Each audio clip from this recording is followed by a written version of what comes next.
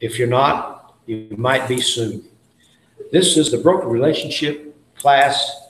Ginger needed so very desperately. Oh, I got 3 in the room that need it desperately, they said. All right, we're getting ready to start. We're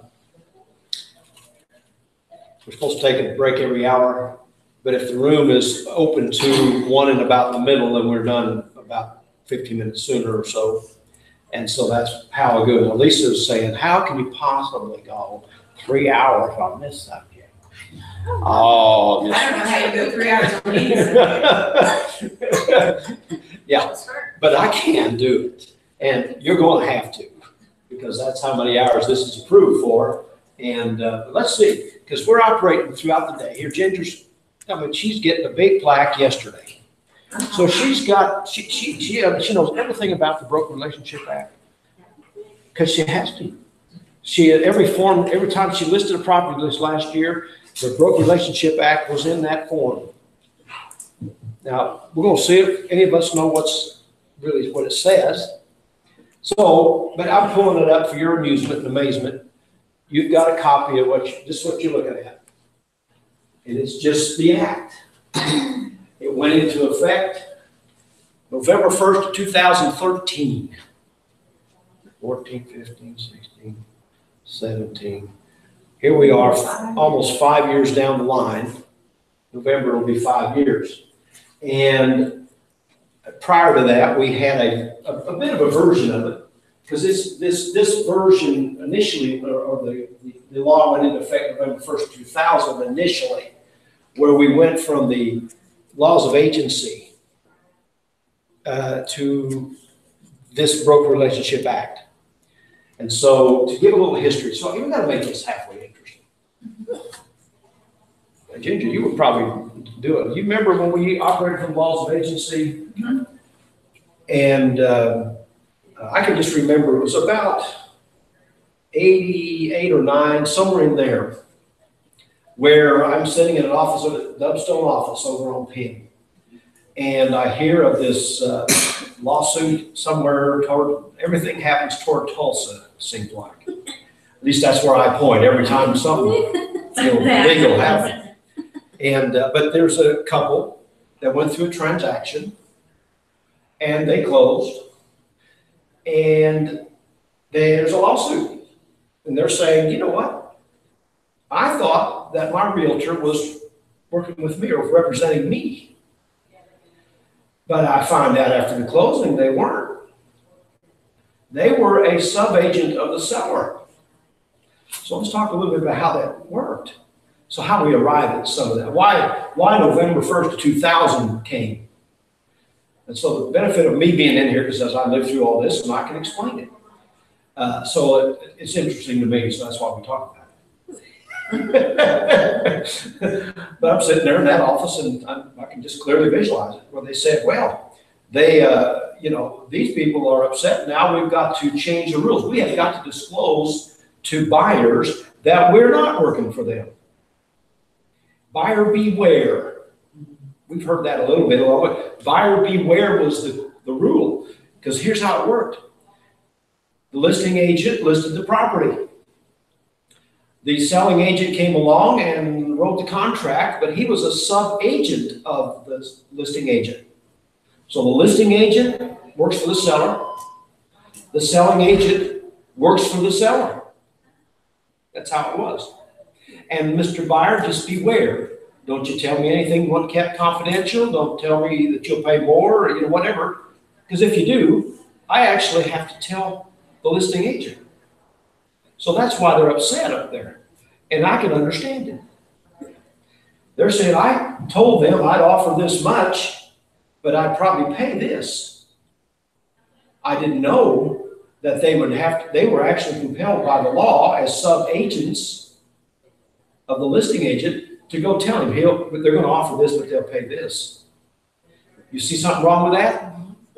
Yeah, that, anyway, is my version of it, but ultimately, that's what was playing out. But we weren't having up until around that time, and I know I wasn't there before 88. So it had to happen in 88 or after. And So then there was the new ruling that comes down that, hey, you got to tell the buyer working with that you're a sub-agent of the seller. So that's where it began. It's kind of, we got to disclose it. And so then they come along and we have this Broker Relationship Act of November 1st, 2000. And that one is where you probably, you guys, I don't remember for sure, but we had a single party broker. That terminology came into being. Remember, that was real when you were doing it. And then we had a transaction broker. Those two terms came to be in November 1st, 2000. And so we went from the laws of agency and disclosing and buyer beware and so on to now this new act. It was rooted in some changes that had happened in Colorado and other places. And so they came up with their own, which said, okay, here in Oklahoma, you're no longer under the laws of agency. You're under the Broker Relationship Act 2000, where you can be one of two things. You can be a single party broker, which means you working specifically for an individual and representing their interest. Or you can be a transaction broker, which means you're really just facilitating the transaction. You're being honest and answering questions and so on, but you're not really representing anyone. You're just representing the transaction. That was a transaction broker. But there was a catch. And the catch was the single party broker had to disclose to the seller that you have vicarious liability, Mr. Seller, if you hire me. You can be held accountable according to state law for hiring me, and then if I screw things up, you have liability flows to you too. Now, if you're a transaction broker, there is no vicarious liability. You don't have any concern about that. So guess what the realtors did? Initially, they just didn't want to run out there and say, by the way, when you hire me, you're vicariously liable for everything I do. And so we didn't have any scripts ready. We didn't have any thinking ready. We just said, oh, here's what we'll do. We'll be transaction brokers all the time, which will just represent a transaction broker. That way we don't have to explain to them that you have vicarious liability for hiring me. So it took us a few years to get to the point where we were able to explain, Mr. Seller, and I'm selling real estate during most of this time. And eventually I'm saying, the consumer wants representation. They want somebody to keep an eye on them and look out for their best interest. So I finally said, this was just my own scripting. I finally said, listen, I know what you want. I know you want me to be looking out for you. That's what you want, am I right? Yeah, that's always what they'd say. Yeah, sure, of course. I said, well, then I'm going to be a single party broker for you because that's what you want. But I have to tell you, look here, right here in the form, it says that if you choose that option, that there is vicarious liability. Now, here's what I told them. Now, if you're concerned about that, let's not do business. You shouldn't be hiring me if you're concerned that I'm going to leave you in a lurch, much less myself. Because if you get caught in a lurch, I do something that's not legal or something that's wrong, I'm caught in it. I'm not going to do that. And as a result, it's not going to happen to you either. But right now, we need enough of a level of trust so that you can hire me as a single party broker and not worry about vicarious liability. So that became my feeling and honest how I thought about it. And nobody had any concern about it. But it took about 2 or 3 years to finally get to the point to say, gosh, I got to give them what they want. They don't want a transaction broker. But for a season, probably a year and a half, 2, almost everybody was just being a transaction broker because they weren't really comfortable with explaining that you're using the term vicarious liability. They just didn't want to have it fall out of their mouth and then have to explain it. So is that interesting at all? I mean, that's do you remember that? Oh, yeah. Yeah. So choose transactions, but that's not what they were doing. That's right. Oh, that's a good point, Lisa. It did, you could check transaction broker all day long, but if you behaved like a single party broker, Well, some that's what you were. Nobody knew what to do. Yeah. That's when I first got into real estate. You people didn't know either. And I was like, you don't know what I'm doing. Exactly, and that's why November 1st, 2013, came along, and everybody's joyful because finally we don't have to say vicarious liability to anybody. The law then was adjusted. How many years was that? 13 years. And finally, 13 years later, we have now this, what we have now, which there's no vicarious liability as far as state law is concerned for anybody hiring anybody. And so, but if you've got you can have somebody represent your interest, or or not. But we're going to go over now, kind of what this law says now. But all that to say, that's how we've arrived at this, and it made sense. And so this has worked pretty well all along. It still requires us to have a class on it, though, because in this law, they define certain terms. They specify what confidentiality means. It's actually specified. And we'll spend some time on that, because in our everyday dealings, confidentiality is an issue still to this day in terms of keeping that really clear. So I'm just going to show you what you got on your piece of paper there initially. And at the top of it, it starts with just definitions. And when I do this class in the post-license class, I'm talking to provisional licensees. And I always point out to them, by the way, I don't know if you know it or not, but you're a broker. What do you mean I'm a broker? I said, well, here's the definition. Broker means a real estate broker, an associated broker, associate, sales associate, or provisional sales associate, authorized by a real estate broker to provide brokerage services. And that's you. That's what the term broker actually means. So anyway, brokerage services provided by a broker to a party in a transaction. Here, we got to stop and talk about party for a moment. I usually have a millennial in the room, and when I do, I said, now what's the definition of party? What do you think? And then I said, no, it's not that. It's not what you're doing on New Year's Eve. No, it's a different word. It means a person or a seller, buyer, landlord, or a tenant, or a person who's involved in option or exchange. But what it doesn't say there on 3, the realtor. And here's what I noticed occasionally up and down the halls. We had it going on last night. Becky Seda had a great response to a question about, I've got multiple offers, listed a house yesterday, got 3 offers already. And her answer was, you've got to get your seller to authorize you to do whatever you're going to do. And because she was just about ready to take off running and send out a multiple offer notice. But the party to the transactions who has the authority to decide that, not the realtor. And so that's why I have to point out, who is a party? It is not you, unless your name's on the deed, and then you're a party. Transaction, you guys know this firm means sole proprietor, cooperative. Now, I'm just going to fly through this because we're going to look at it again, except we're going to look at it in the forms we use, so we know that it's in the forms we use.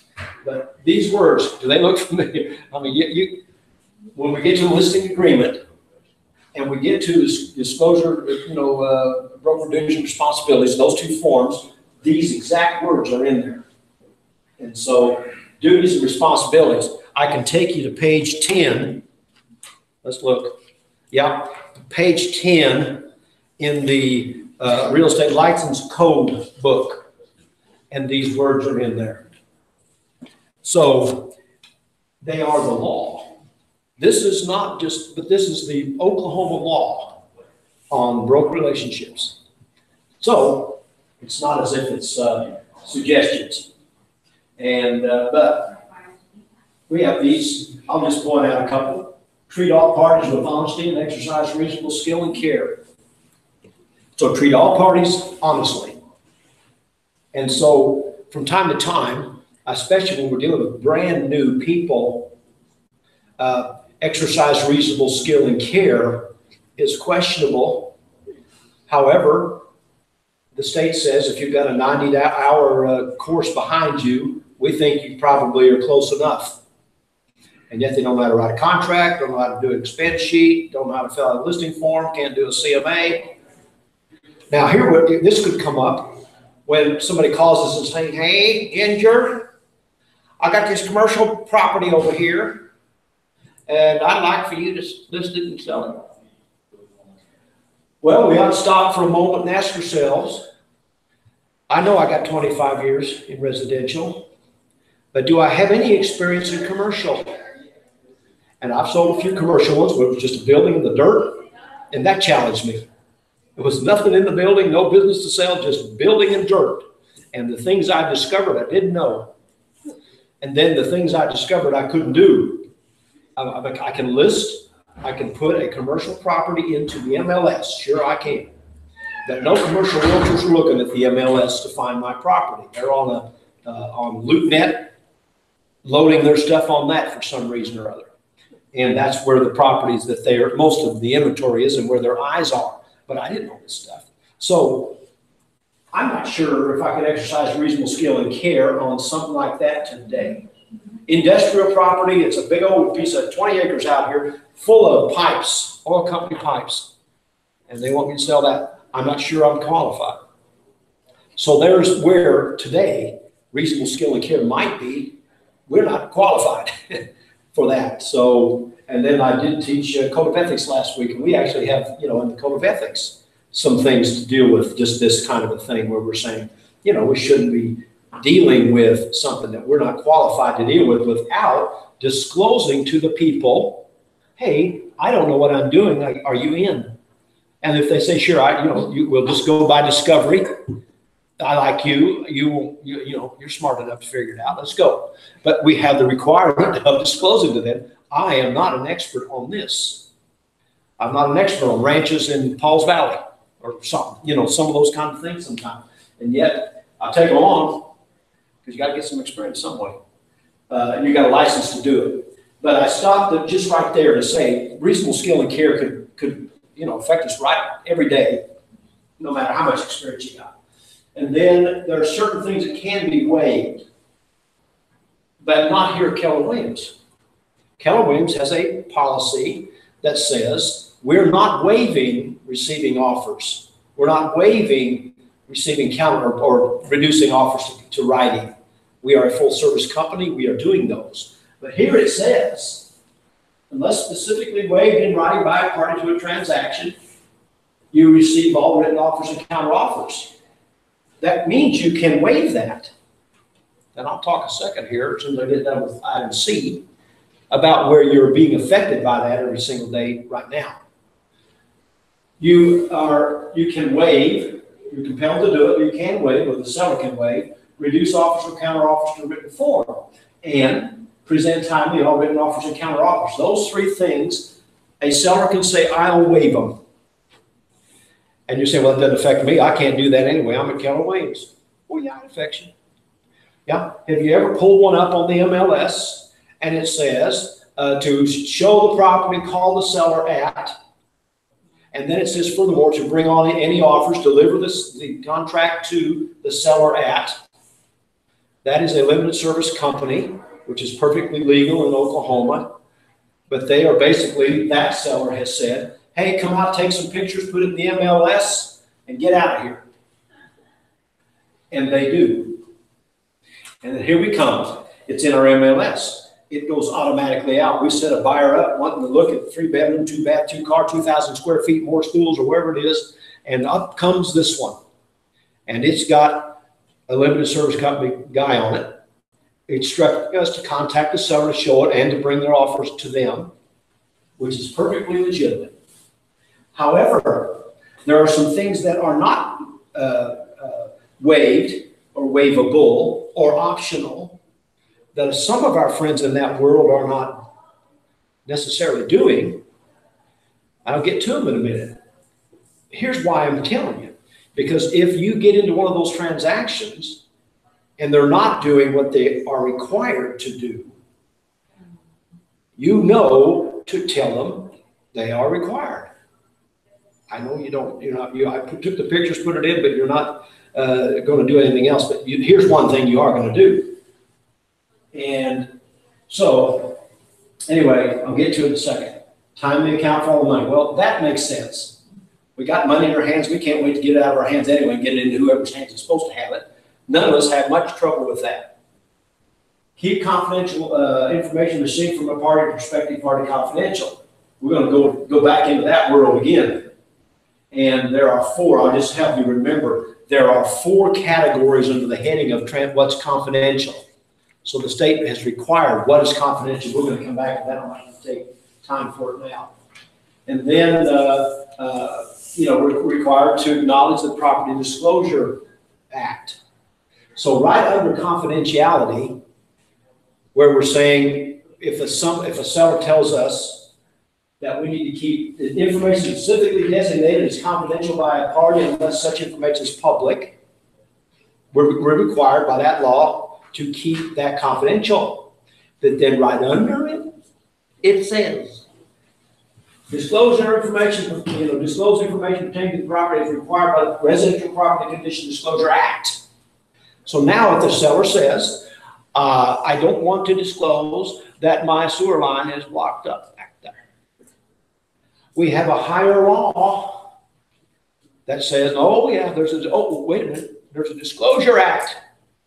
So it's kind of like this. Gravity is the law that says you're supposed to, not disclose this or keep confidential, whatever the seller tells you to keep confidential. But the laws of lift are a higher law, and they say if you get thrown down a driveway or a pathway fast enough and you got whatever, the laws of gravity will succumb to the laws of lift and you will get off the ground. But that Residential Property Disclosure Act is a controlling higher law than somebody saying, I'm going to keep something that's broken confidential. Yes. Okay, that brings me to a question, because I've always found and known that to be true, but there's a property that's in an MLS that was listed, it's bank owned. I think at first it was short sale, but now it's an actual repo. Listed by one agent. The agent disclosed in the notes black mold presence. I guess the sellers didn't want to disclose it. They said it was present near the well and so on and so on. Well, now I notice it's been relisted by a different agent, and it's not disclosed on the MLS. Here's what you have, I believe. You have a corporate entity that owns it, that has never lived in it, and maybe they've changed hands in terms of who controls that property. I don't know. But if it's visible and they listed it. Well, it's yeah. So it hasn't been taken care of. Yeah, I think the realtor probably, if it's that visible, the realtor should be disclosing it. Yeah, they should be. I'm not the realtor disclosure police, I but know before they had people like didn't go out and look at it because they had put in their black mold present. Well, yeah. So here's the deal, though. They can just issue a disclaimer, basically saying, I don't know, I've never lived in it, and I don't know anything about the thing. Enter at your own risk is basically what they're saying. And if the owners are really in that case, they don't know what they've got. They have never looked at it. They have no reports, no disclosure, nothing. Then they could probably just hand you a disclaimer that says, I don't know anything. But the realtor, having seen it, has some obligation to list that in a disclosure they've seen. So the previous realtor probably handled that right. This one, we just assume has not gotten around to it yet, or something. But don't you do that? That's the point here. You're, and there's some risk. If this was a meth house, there's some risk for walking into that space. Health risk, actually, for you to walk into one. I mean, you can pull up the old MLS listing and still see it. So that's why I thought, why wouldn't they If it's been mediated, can you? Yeah, if it's been remediated, then you know, Remediated, it's been done. you have to. If it's been taken care of, it's, You still probably ought It's to. still has to I be would disclose disclosed. it. I would tell whoever owns that property, okay, if it's been taken care of, fine, but let's put that in there. Now, go back to when you were talking about, a while ago, you know, were you talking about like just a company that just enters them? Yeah. Okay, Limited service. but that limited service company is responsible for getting disclosures. Okay, Yeah, because it's being handled by a realtor. but it still has to have The the trigger- disclosures and everything, Yeah, yes. for sale by owner does not have to disclose anything by law. But as soon as a realtor comes into the mix, they got the buyer or any involvement of But a if realtor. a sale by they're owner required. still has to do a disclosure. If you get involved. But if they sell it directly to somebody else, and it's just for sale by owner, I sell it to my friend that I go to Sunday school with. There's no requirement by law to disclose. There's one thing to point out to a buyer that's out looking around it for sale by owners to say, well, if you're buying directly from them, get yourself a real good inspector because they are not required to disclose anything they know about it, including that mold. So, but as soon as a realtor gets involved, now the law Is says that the you're same for an required. agent that's not a realtor, but just an agent? Yes, Okay. it's not a realtor, it's a licensee, licensing requirement, yeah. So differentiating between a realtor who has an NAR pin on and somebody that doesn't, that's just got a license. But as soon as that licensed person plays into the mix, now you're required to disclose. So, anyway, then we're supposed to comply with the Oklahoma Real Estate License Code, that's the thing. This is the code and rules. I figured out there's two sections of this thing. One part's the code and one part's the rules. They kind of agree with each other, but they're not the same, exactly the same. So we're dealing with the Disclosure Act and we're dealing with this code, and we're supposed to, all comply with all that. And then I'm going to touch on it right now then, while we're here. A broker shall have, the broker shall have the word have in there. Got a typo, write the word have right there out. That was messing me up every time I got it written in my notes. Broker shall have the following duties and responsibilities only to a party for whom the broker is providing brokerage services in a transaction, which are mandatory. I like that. Mandatory and may not be abrogated or waived by a broker. We just got done talking about three things up there above that said you can waive them. And that's what they're doing with our limited service arrangements. So we understand the nature of the animal, what it is, how it's happening. They can waive those three, and they are.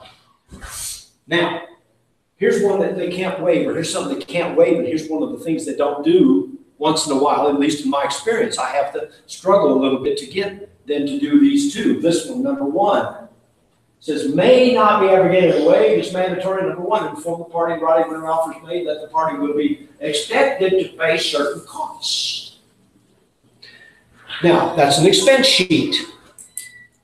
Yeah. Now, if you've ever had, any transaction, if you had more than one where a limited service situation occurred and it's perfectly legitimate, I'm not putting it down. I am simply saying though, but if that realtor with that limited service company will not do an expense sheet for that seller, that seller, they are providing brokerage services to them. We have proof. It's in the MLS. Number one.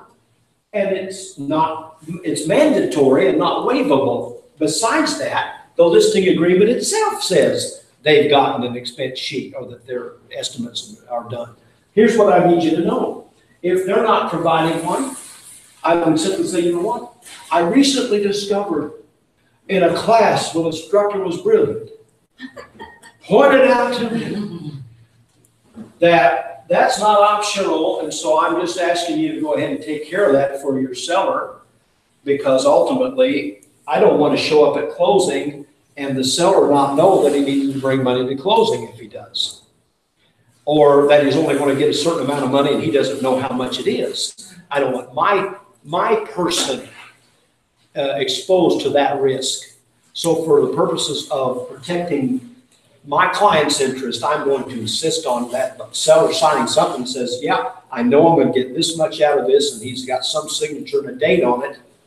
And by law, it's your job to do that, Mr. Limited service listing agent, not mine. Not mine. So what you're saying is if we're working with a limited service company, you're suggesting that we make sure that they do this. Yes, because If you don't ask them, you're not gonna know. Yeah. Let's think about this. We are dealing directly with the seller. We are the ones sitting down or on the phone with the seller We in might that ask the situation. seller instead. Yeah, well, I would ask the seller. By the way, do you have, have you got some sense of how much your net is going to be on this transaction? Before you decide yes or no, do you have some sense of how much this is going to net you? Or does that matter to you? And ultimately, that's the conversation, because you're in direct contact with them face-to-face or phone-to-phone.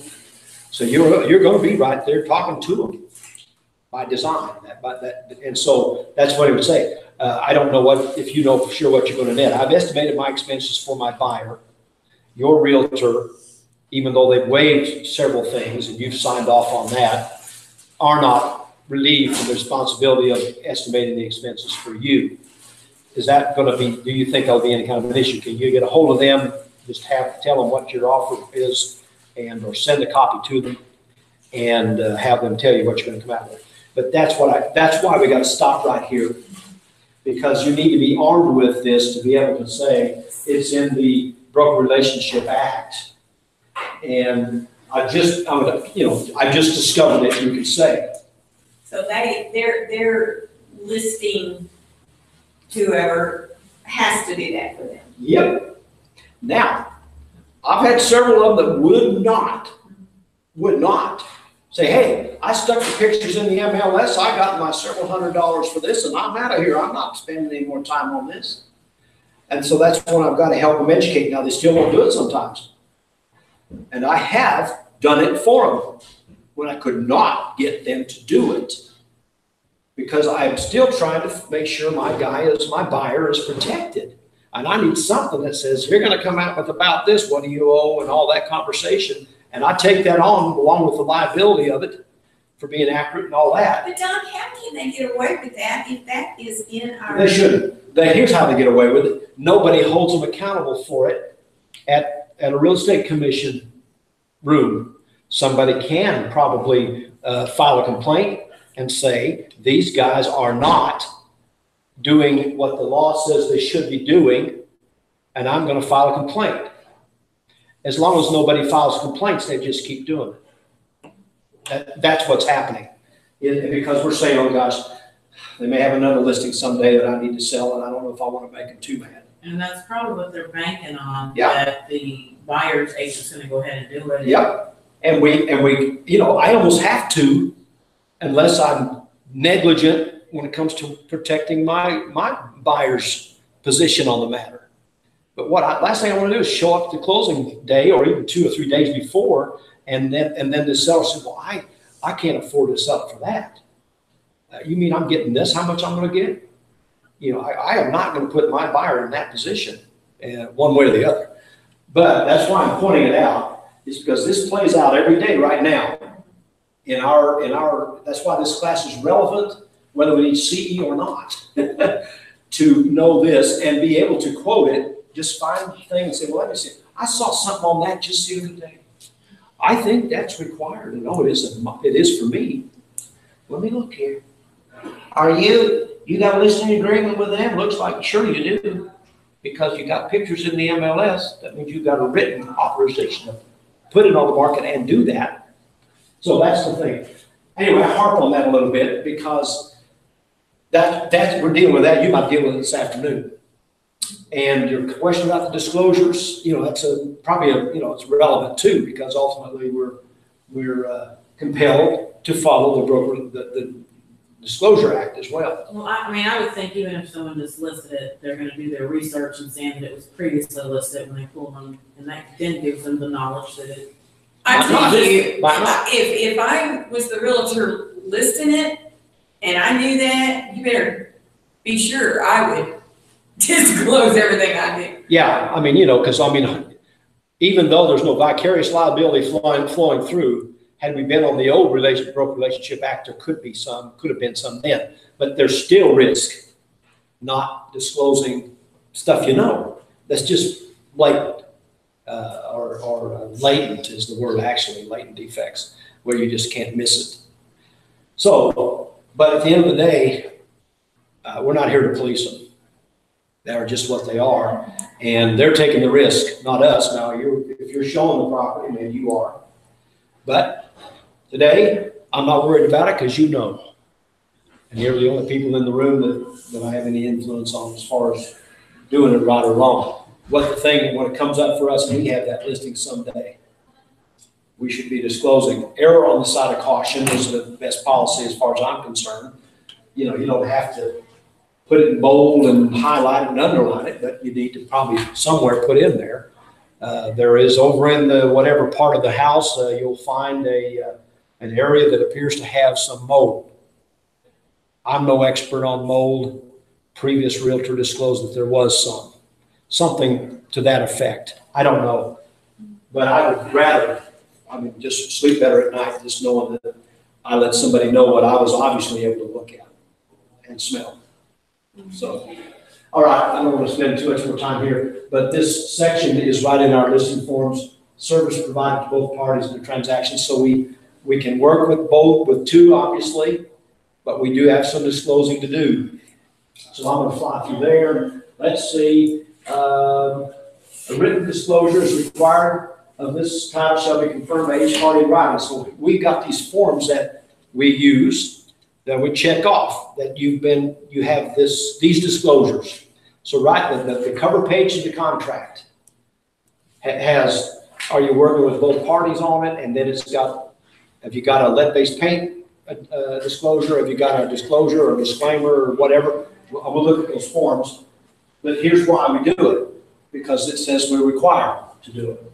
And now, here's a section, I'll show it to you, but this is, I do this every time a little different, because I don't want to be bored. For God's sake, if I've seen this 5 times myself, I can't have any enthusiasm for it. So I'm doing this different. I've never done it before, because never do I spend this much time on this, but we're going to go back to the forms and see where this is in there.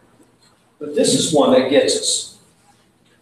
Duties following the termination or completion of performance. We're done. We closed. Except as may be provided in a written broker agreement between the broker parties. The broker owes no further duties or responsibilities to the party after termination, expiration, or completion of the performance of the transaction. And then there's another word. Except. What do you mean? I'm finished. I'm done. I've been paid already. Oh, okay. So what's except mean? To account for all monies and property. Oh, okay. Oh, that makes sense. I don't want any lingering money hanging out that somebody's. But there's another one. And that's the one. To keep confidential all confidential information received by the broker during the broker relationship with a party. Oh, you know what? We find out all kinds of stuff. We don't ask for it, but we learn all kinds of information during transactions. And so I have to watch myself, because in a teaching role, I'm using illustrations constantly. And I'm, using examples from real life experiences. And I got to be careful how much of that I say in terms of who it was and where it was and all that kind of a thing, because I have responsibilities. Now, if I didn't teach this day in class, this is the second time in 30 days. I'd forget this probably, and it wouldn't bother me too much. But every time I read this again and teach it in a class, I say, hey, crap, I got to be sensitive to what I know about that property, those people, that situation that might be confidential information that survives the darn closing. It's been 5 years. It doesn't say for 5 years, 3 years. It says for, essentially forever. And so some of my good stories in 1988, I still have to kind of watch how much I disclose about some of those things. So anyway, and then the compensation, payment or promise of payment or compensation by a party to a broker does not determine what relationship, if any, has been established. So this compensation does not necessarily dictate you had a relationship as far as what it was.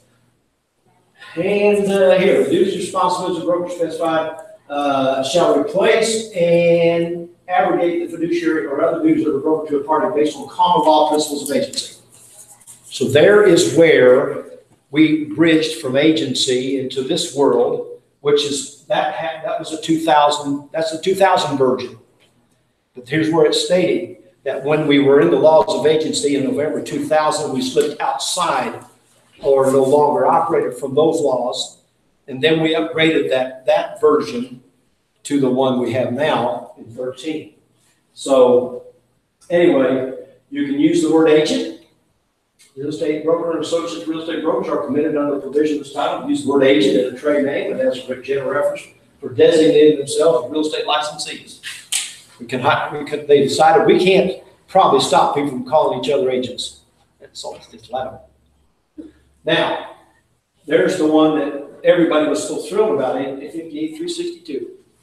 You don't have to remember, that's not on the text. Vicarious liability, a party to real estate transactions shall not be vicariously liable for the acts or omissions of a real estate licensee who is providing brokerage services under this act. That occurred November 1st, 2013. That's when we no longer had to disclose a single party broker, Dan, and have to explain it and explain that they had vicarious liability. So that right there was why there was a great hoop, and the vote was approved at the, on this to present this. Well, it's actually the legislature that they had to go through, that we had to approve it as well as the Association of Realtors is concerned, and the Real Estate Commission. So let's see. Each broker associate shall be associated with a real estate broker. Associate shall not enter into a brokerage agreement with a party in the associate's name, and shall only be allowed to enter into the agreement in the name of the real estate broker. So that's another reason why we have, the broker's name, and Green Meadow. Lolly runs around here and she's got, making sure that Green Meadow's on everything. Because the consumers need to know who is it they're dealing with. And so I think that's I have a it. question. Yes. I have a lender that's oh so helpful at times. Well, I mean, he's very helpful, but he put out these flyers and website or something on for one of my listings. I guess just promoting it. It had, me as the listing agent. Yep. Him as a lender that can get, Mm-hmm.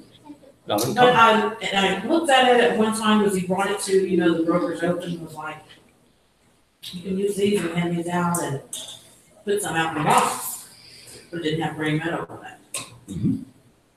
They're all in the back of my truck. I just pulled them all, but I kind of thought, oh my gosh. Yeah. It might not still be held accountable if I didn't make them. Yeah, you're accountable. Yes. Okay.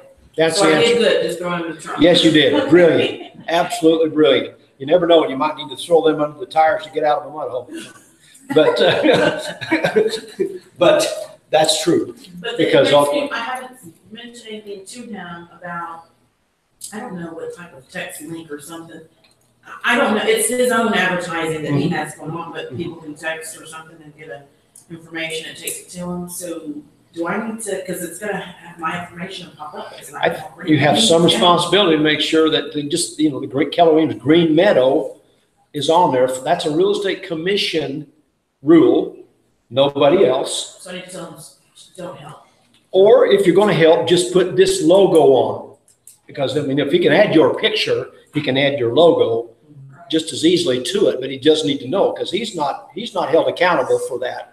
If somebody complains at the real estate commission, hey, look at this. This is not indicating. And so for some number of years, just going back a while here, Keller Williams was not that long ago. I mean, I've been here only for 6 years. And Ginger, I think maybe even when you got here, we still had on our signs just Keller Williams. And for years in the Oklahoma City area, it's a red sign that says Keller Williams. It didn't say Green Meadow, Central Oklahoma, Elite, Platinum. But at the Real Estate Commission, it's been now probably 3 or 4 years, 3 years at least now. I still have one sign that says just Keller. I believe we had one, I've but we seen put some stickers on them. But that was what the Real Estate Commission's always had the rule that you're supposed to disclose clearly which firm it is. But they didn't, when Keller Williams came along initially, there was just one office. This one actually was the first one. And it was the only Keller Williams, so it's Keller Williams. And then they have one over Northwest, and that's just Keller Williams, and they have the same sign. And, the Jack's got the same thing already built. He just hits print, and off they print. It's the same one. They put their writer on, change the phone number, and we're up and good. But at a point, probably 3 or 4 years ago, the enforcement aspect of it, and it could have been that somebody, was complaining, hey, these guys are supposed to be disclosing that they're not all the same company, because you got 5 different owners here in town that own Keller Williams, franchises. They're supposed to, according to our rules, be disclosing exactly that they're different, and to protect the public. So if the public gets bent out of shape over something, or been taken advantage of, or somehow unhappy, they know exactly who to call, and the real estate commission knows precisely who it is. But otherwise, if it's just Keller Williams, they don't know if it's Edmund or what. If the phone number gives you a hint, possibly. So But how come like restaurants don't have to disclose that? I don't know. I've run into, you go to a McDonald's and their prices are totally different. And you find out they're a franchise. I don't know. That's outside my realm of expertise. I do know what I want to order when I go there. That's about all I know. I do like a couple of things on their menu. But that's why it's that way. And so it's not that long ago, because we went and replaced every sign we had. Susanna bought some stickers and she put those on there. And then she's so picky about how the sign looks. She said, oh, I don't want these stickers. And so she said, I got to get new signs. I said, well, what's wrong with these? They're just sticker. Looks all right to me. Well, I don't like it. So now we got about 9 different new signs, or 10, whatever it was, and replaced the ones we had. And we took the ones we had down to the iron. You can get so much a pound down at the iron place for that. So that wasn't a total loss. Now, I was referring to what we were looking at a while ago, is how we disclose to these people the stuff we're supposed to be disclosing to them. And here's one. This page goes right on top of our purchase contract. It's supposed to be the first one we deal with. So the word prior is in here a few times. It's the last page of your printouts, I think. You turn it all the way to the back. This is number 6, page 16. 16. Okay, good. I'm out of order just a little bit here, but I just want you to know it's there. You might need to make a note. You might need to highlight or underline something. Here's what I'd suggest. Highlight prior. Woo, right there. That's an important word. Doesn't look like that big a deal. It's in bold, but it's not not capitalized or anything. Yours looks different. Some of it got cut off. Oh, what do you It's cut off, just like the top. Prior is like my first one. yeah, this is a little, you probably have a little bit older version of it. Okay. What's it say? 14. 14, what's this one? Let's look here. Oh, what's this? 11, 2014. It's like it says prior to entering into this contract, and you says it is hereby confirmed that prior. Isn't that weird? Yeah, it is. Huh. It is weird. So it's all Anyway, essentially I just the pulled same. this one up this morning. That's why I got it up. If not, didn't pull that, I could pull that up. I want to see what's exactly on there now, and it's slightly different. So let's see if it says anything essentially different. When they put that in as hereby, that sounds like attorney talk. It is Hereby. hereby. Oh, yeah, it's already talk. But let's get the point. Hereby confirm that prior to entering into the contract, the following items have been disclosed and or delivered. Now, what's yours saying? Use your word. It says prior to entering Yeah. into a contract of sales of real estate for the property described as. Okay, I'll accept it. So if you happen to get that stupid form, it works basically the same way, or says essentially the same thing.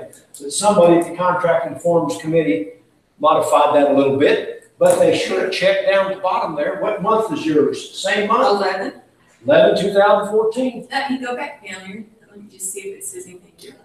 Oh, well, you know what? Our hereby is at the end of the sentence. So it's saying the same exact thing. It's just kind of moved around because it Yeah. also says the following items have been disclosed and delivered and Yeah. hereby confirmed. Yeah. It's just weird that they did two different forms. So I use exact same words, I guess, just moved it around for somebody's satisfaction. But normally if you do just that, change one word, they go down the bottom and change that revision date so we know which one is it. But I guess they say, well, there's no change essentially to the form except that we took these words and put them at the end instead of the beginning. Good catch. I've never noticed that before. But that's why I go to these in the morning. I mean, when I teach this, I go to the ones I'm using right now to see what is in there now. And if there is a change, this is a way to catch it. You know, I sold some land, a lot to a guy that we closed on the other day. And the developer, the guy that owns the property out there, he had his own contract. So it was fine, you know, it was just on raw land.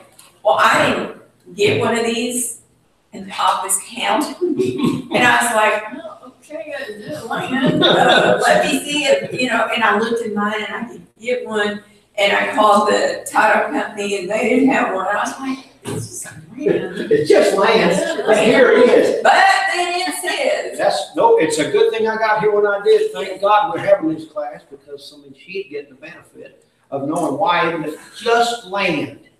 Prior to entering into the contract, we have it on tape now. She's done it without prior. Oh, no. Oh my God. Well, no, thank you. Here's the good news. Here, we've got compliance officers here. They'll catch stuff that Ginger's doing that isn't right. And we'll be all right. Thank goodness we've got it covered. But that's what I'm pointing out to. Because the law says prior. Literally.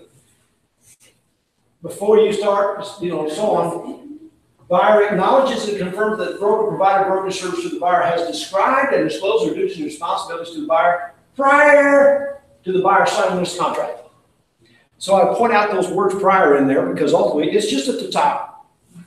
Same, you know, sit down right here. Here's the first page, and we can comply with the word prior if, if we think we need one, even on land. Now, why do we need this? Buyer acknowledges confirmed. I read it. Applicable for in-house transactions only. So the buyer needs to kind of know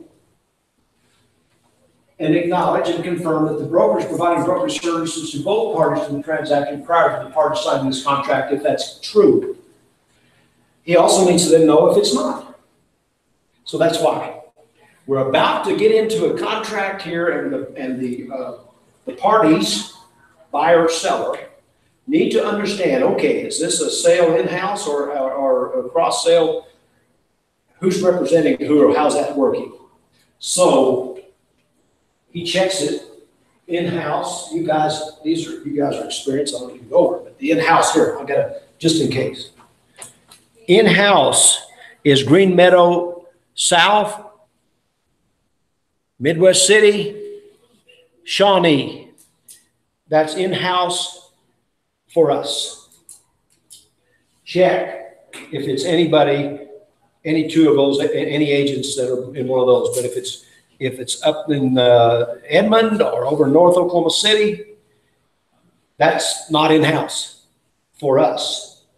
But for them, in-house, it would be Edmond would be Edmond and Guthrie. Northwest would be Northwest and Yukon.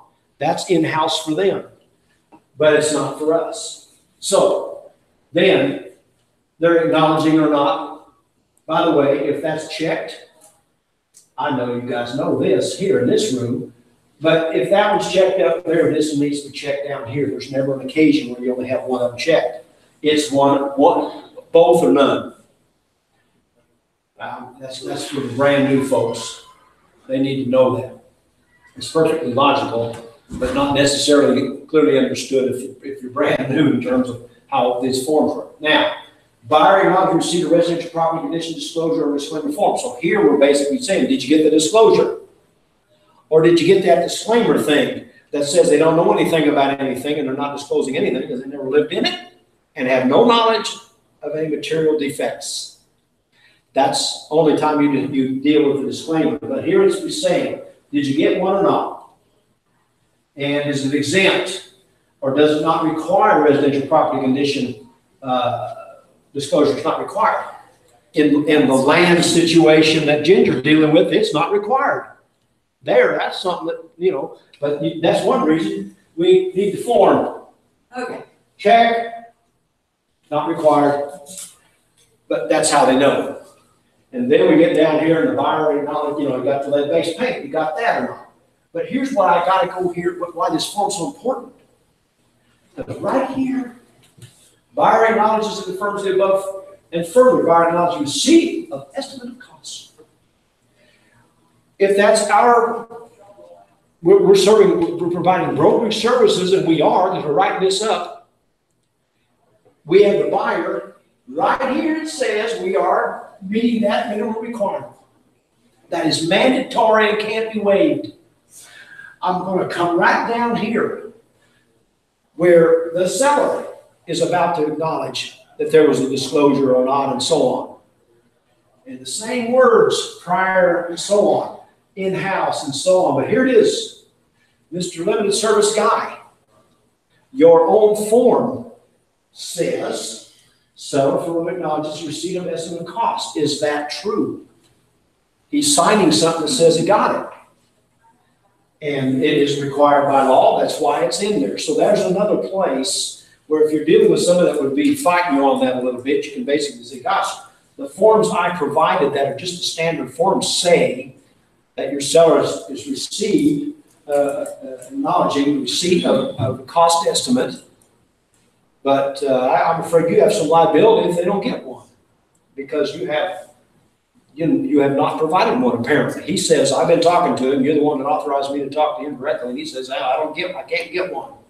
I don't have one. I don't know what I'm going to come out with. So in the Broker Relationship Act, we can point that out and check, point out the chapter and verse. We don't need to go there. Forget it. Just go straight to the darn forms we're using that are standard forms and just say, it says it right here. Well, I'm not done yet, because if they listed the property, I'll show you where it says it in the listing agreement. Now, I harp on that only because we're sometimes frustrated and hostage to somebody that's not doing what they are actually by law compelled to do. And if we don't know the law, we are just victims of that. And we sit back and complain and tell, our client compliance people, can't get one. We don't have any responsibility to have one in our file if we got the buyer. But I just like to know that the seller knows what he's going to come out with. Thought or question? Question. Just push calls on that. I don't want to be held accountable. Well, now we're going to have two videos instead of one here. That's going to